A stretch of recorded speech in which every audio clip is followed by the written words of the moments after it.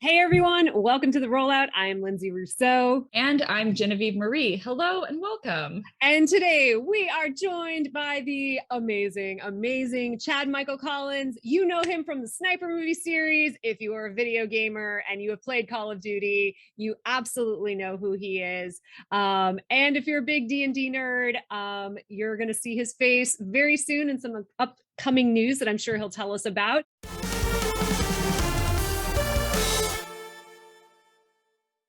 Chad, welcome.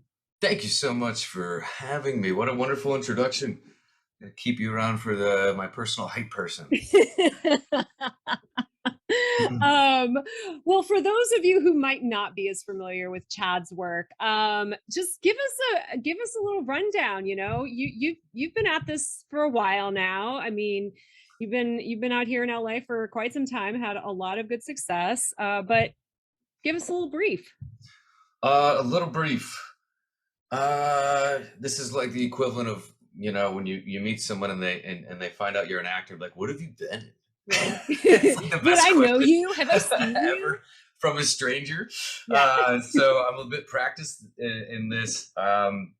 Yeah, you touched on it. I'm best known, kind of in the TV film arena. I do a franchise for Sony Pictures called Sniper, military action franchise I've been a part of for 10 years across 5 or 6 films, playing the lead role, which has been a lot of fun. Traveling the world, shooting bad guys at long range with Tom Berenger and Billy Zane and Dennis Haysbert and all sorts of really fun, super fun actors. The video game space. I was fortunate to be lead in Call of Duty Modern Warfare 2019, the reboot we did. And then continuing on in Call of Duty Warzone and Call of Duty Mobile, my character Alex lives on, which is a lot of fun too. And, just a bunch of TV and film stuff over the years. I always make the joke that, like, if you look at my resume, there's so many like CBS credits that I'm like, yeah, I've just been in a lot of TV shows that your parents watch at night before they go to bed, basically, like your NCISs and your Blue Bloods and your whatever. Right. Yeah, The but bastions of network television. Yeah, I was yeah. gonna say that's what pays the bills, though. That's what's got the residuals, baby. Right. It does. They Yeah. can be very Exactly. generous when they hit syndication and just great experiences. It's always Yeah. fun to, hop on this show and play a fun role and hop on that show and play a fun role. It's a grind, but it's Yeah. always really, really rewarding and always a lot of fun. So Right. So you and Lindsay have a little bit in common. You're both actors, but before then, you were also both journalists. You're into the writing world. Can you tell us a little bit about that? yeah, I grew up in a very small town in upstate New York.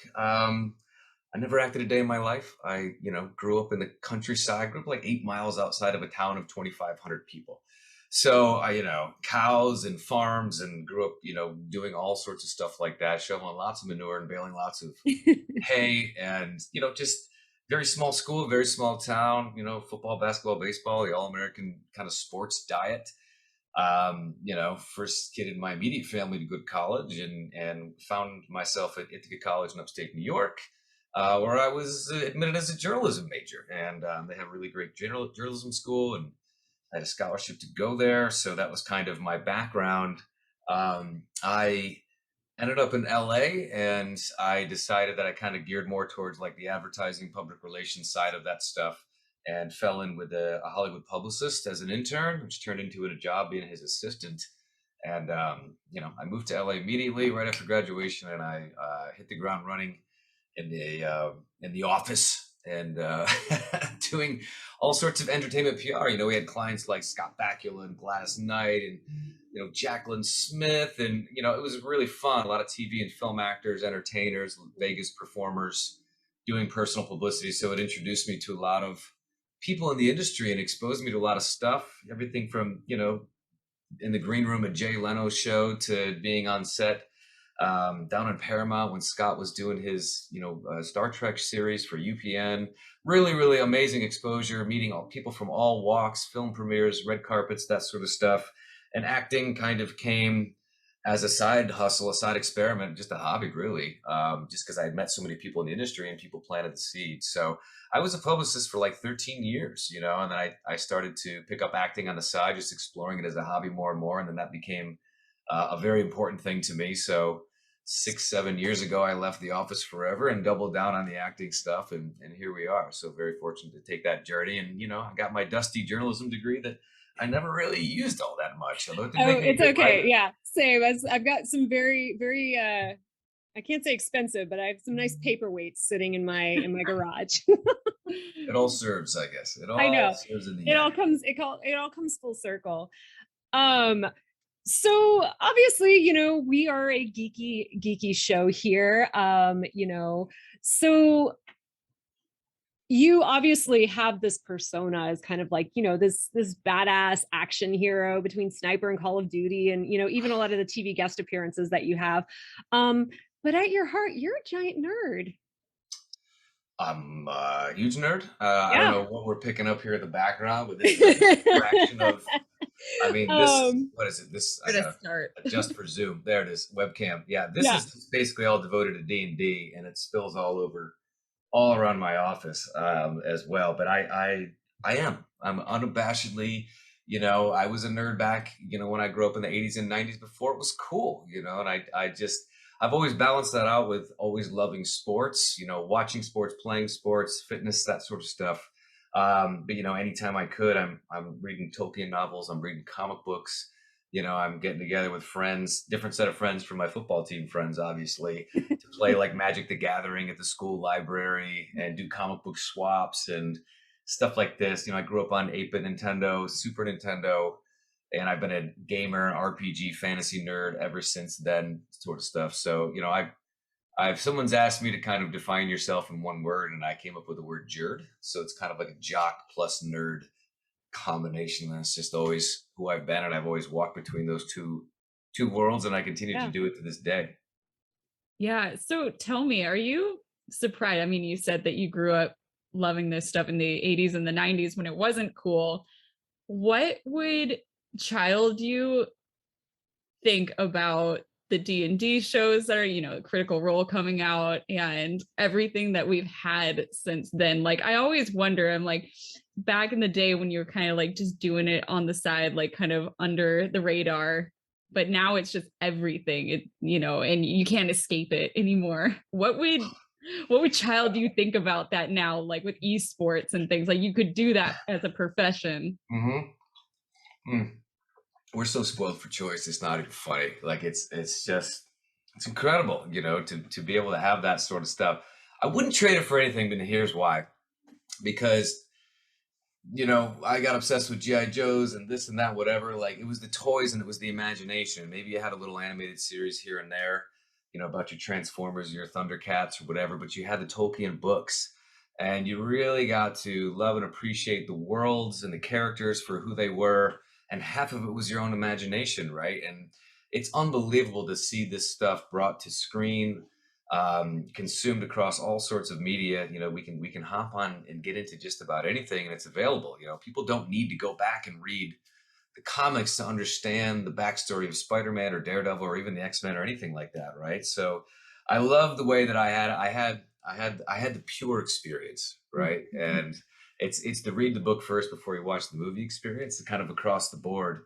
But I love that there's so much out. I mean, I've officially reached the point where I can't keep up with it. And that's like unheard of 10, 15 years ago, where it's just like I'm backlogged on like Loki and WandaVision and obviously Moon Knight, whatever. And I'm like, I love these characters. I grew up with all of them. I have all their books bagged and boarded. And I'm like, I just don't have enough time because there's so much choice out there. And it's the golden age of geek. And I just think it's absolutely fantastic. And, now as an older generation, I get to say, you don't understand what it was like when I was younger. I had to, pay 75 cents for an issue of Spider-Man and then wait 30 days. And that was all I got, So I walked 2 miles in the snow to the comic book store. Well, now we have Gen Alpha. Right. Wait, is that the latest? Is Gen Alpha? That's the latest so one. We've gone from Gen Z to Gen Alpha? To Gen Alpha, and now we all sound absolutely like garbage compared to that name, Gen Alpha. I mean, have they earned it? Alpha's kind of entitled. I'm like, that's kind of elevating. With the problems that they're going to have to face in the world, we'll give them it. I'll give them that. Yeah. So with D&D, I'm assuming you started with second edition, 3.5? No. What? No, Even D&D earlier? was absent from my life until I got to LA. It was absent from Oh, my life probably up until 4 or 5 years ago, quite oh, honestly. okay. I mean the actual Oh, playing of it, we you joined know. Okay, yeah, in. yeah. Yeah, because Double like I dabble, said one of before, us. I grew up in a small town and I grew up, literally in the country playing GI Joes by myself in the creek behind my house. Like it was like solo play, everything. There was no one around. I mean, it was these wide That open sounds like my spaces. upbringing, so I get it. Yeah, so D&D wasn't really a thing, but Yeah. I did always come across, um, whenever the family would take a trip, to the malls or the city, Albany, New York, kind of thing. We grew up on the lower side of middle class, so like we were always going to thrift stores and big Salvation Armies, and I would find a bin of like 25-cent GI Joes, and that's how I built out my collection, and then every book that they had on their shelves, dusty and creased as they were, they were like 10 cents for every like dollar that was marked on the cover. And I always walked away with, the Dragonlance books and the Greyhawk books and, Mm. all the Forgotten Realms books. And I just love those books. And I read them all the fantasy things I can get my hands on. So I was always in love with D&D and the worlds that it built, that it created, and the characters in them. But I never got a chance to play them. At best, I would find some old whatever edition manuals like rotting in a KB toy store in a discount bin. And I'd just be like, I'm just going to read this. It's got cool pictures of dragons and goblins and heroes and knights. And I don't know what these rules means. And I have no hope of playing this with anyone because of where I live. But I've always loved it. When I got my first computer, one of the first games I bought was Baldur's Gate 2, Oh, Shadows of Am, Icewind Dale. I played all those RPG games. So I've always been obsessed with D&D and it's in this world, but it wasn't until about 5 years ago that I started coming together with people in LA and really, rolling the dice literally for the first time in my life. And it's changed me for the better, I'd like to think. do you remember the very first character you created? Yes, I played Lost Mines of Phandelver, which is like the starter set you can get at Target for like $20. I was a player in that, and I created I think like a half elf ranger, but that was before rangers got real sexy with like Loonstalker and this and that and whatever else. It was just like your standard hunter. It was Yeah. I was trying to build Yeah. like Legolas from like Lord of the Rings, basically, kind of thing. So pretty vanilla, pretty basic, but I couldn't have been happier. Yeah. So that transitions nicely into you've been, you were recently on the D&D Beyond podcast, and you're getting a new D&D thing started, right?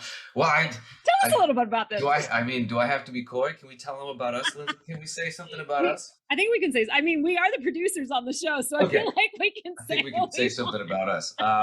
Yeah, well, we are, Lindsay and I and a few other amazing, talented people are putting together a D&D live stream game, a total homebrew game. Jakey Nunza, I hope I'm not butchering his last name. It starts with a Y, and that immediately makes it difficult.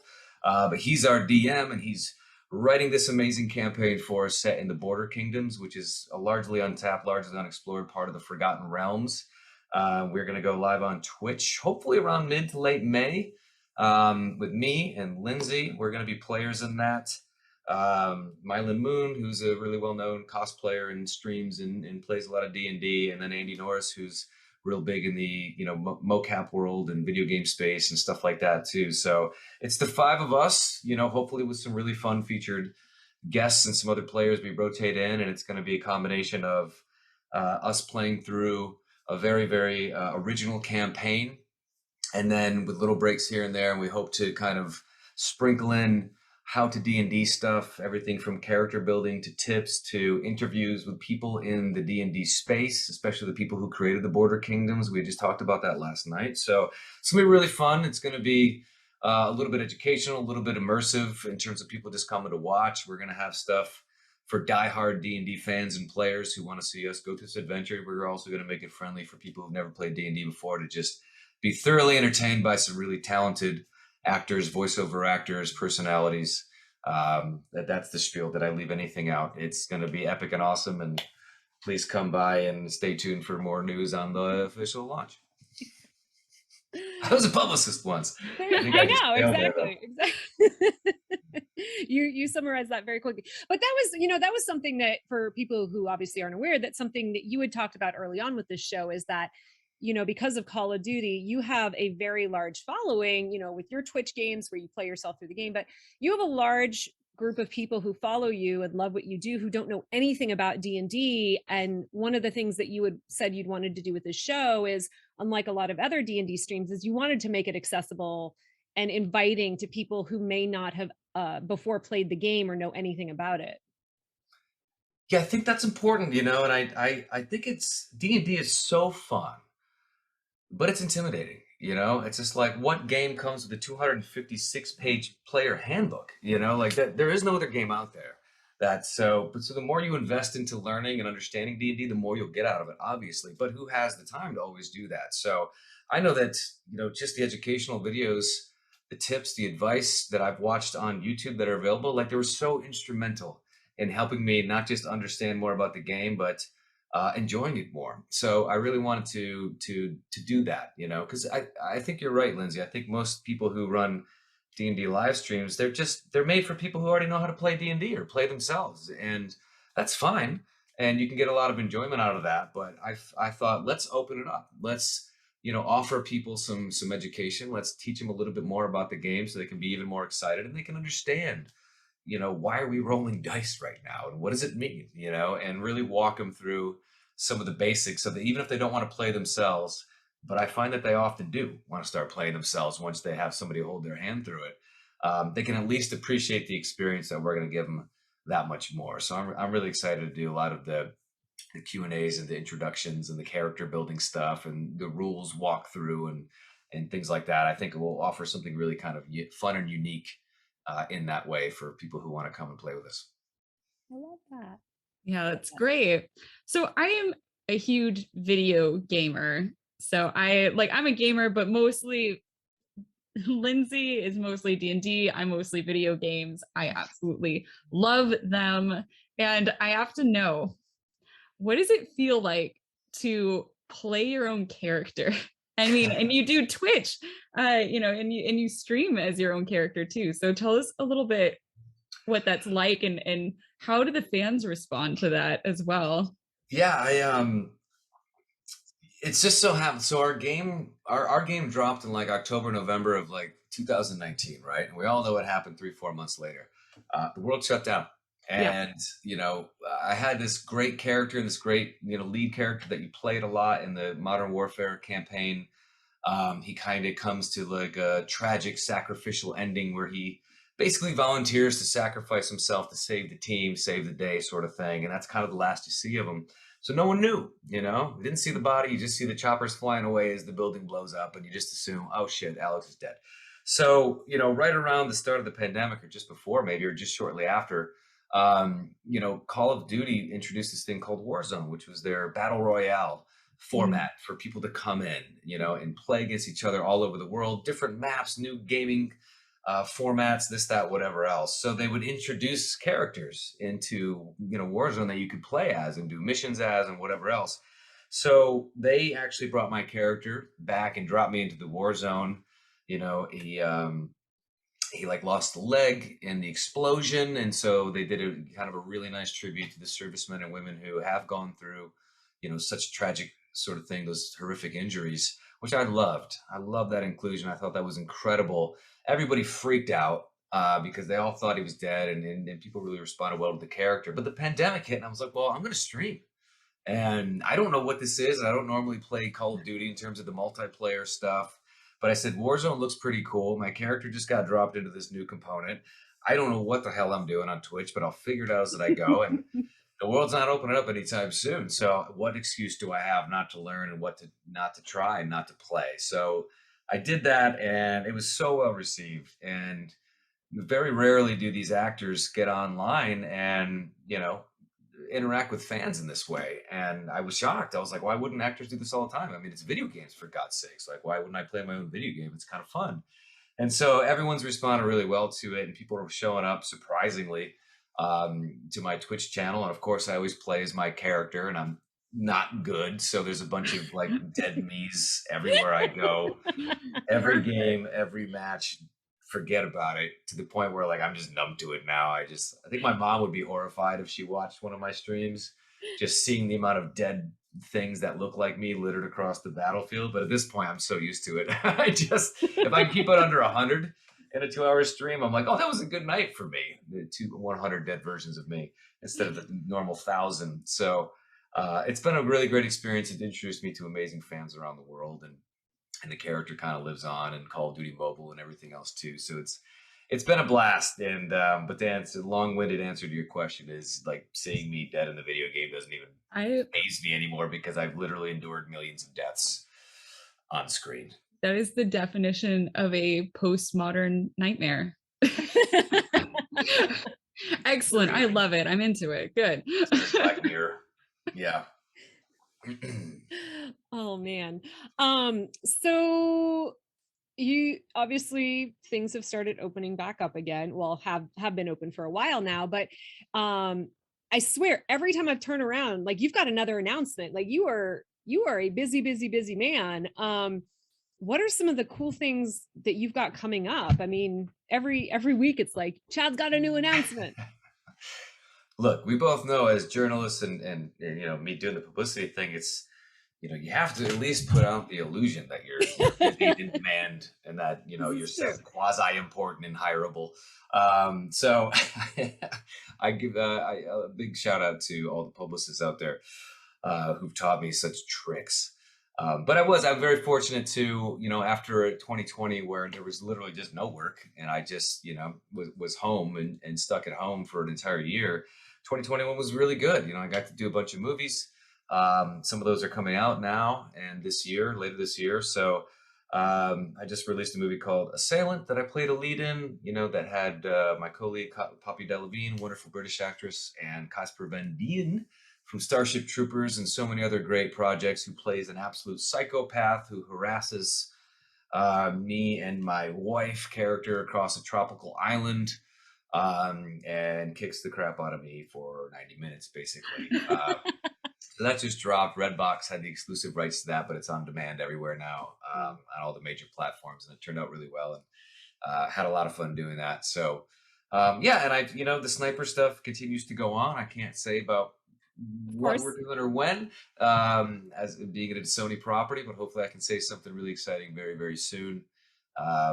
You know, and there's some other projects that are in the can that, you know, it's once you shoot them, you wait and hear from them as to when they'll see the light of day. But in the meantime, you know, just trying to get back in the saddle and just always keep myself busy and on set. You know, I think, you know, you both know the grind, and I'm trying to step more into producing. Obviously, we're producing our live stream together, which is really fun. But, you know, producing film and television projects and stuff like that to keep me going and keep me busy and keep me active in this world. Always. It's the multi-hyphenate. It's what you got to do in this industry. Yes, you do. Just the hyphenate. It's like, what are you? I'm an actor and. Yes, and. Yes, and. Well, speaking of which, because, you know, you do have so many amazing things coming up. How can people follow you? How can they keep in touch and see what you're doing and all the cool things like that? Well, more important than following me, follow our D&D live stream that'll be coming, which is twitch.tv/ oh my God, is it Die Is Cast Gaming, or is it The Die Is Cast? I know, because it's changed. Oh, I should have wrote some notes. But anyway, we are Die Is Cast Gaming, DIEISCAST Gaming. And that's where you can find us on all the socials: Twitter, Instagram, Facebook, and then of course on Twitch itself. So really trying to get people to get there and to start following us to learn more about it. We're about to drop some really fun character art, you know, and keep talking about what we're going to do and the rollout for this campaign and everything else too. So do that. And if you still got the bandwidth to follow me, please do. Collins Chad M, Instagram and Twitter, and Chad Michael Collins on Facebook. And I started a TikTok. So I guess I should put that out there now. You know, it was always the big three. Now it's the big four. So you're a braver man than I. I don't know why I'm on there. I just figured it's always better to have a presence now in case you want it like later to Oh actually. yeah, no, I use it. locked down my name. I just Yeah. haven't Always, done anything always. with it. There's a Vero account out there just hanging out with my name on it. Yeah. It's a very half-assed attempt right now where I basically just take a bunch of pictures and create a slideshow and put it to music. That's basically the There you extent of go. my TikTok capabilities, but I think that's at Collins Chatham as well. Yeah. So if anybody wants to watch photo slideshow set to like Danzig, go check it out. This is That's like a all I very got for you. Yeah. And of course they can find you on Twitch streaming Call of Duty. Yes, So that's just please Chad Michael Collins. go subscribe to Chad's Twitch channel and all the other things. Anything else you want to mention before we sign off? No, it's wonderful talking to you both. Thank you so much for having me on. I'm very excited for our D&D game, and yeah, anybody who wants to come and watch me struggle mightily at Call of Duty live, embarrassingly live, come and play. I always try to stream at least 2 to 3 times a week, and I always try to make time to play with all the fans and all the gamers out there, and set a few hours away so that we can go and play together. And the cool thing about these players around the world is they're awesome and I'm terrible. So every time I squat up with them, they just they carry me, as they say. I'm dead weight. Oh, they actually tell you that they carry you. No, they're very kind. So they don't tell me how They don't terrible rub I it am in your to my face. Yeah. So yeah. But it's always there in the background, in the back of your mind. Listen, my shame is palpable. You can't not see it on my face every time I play.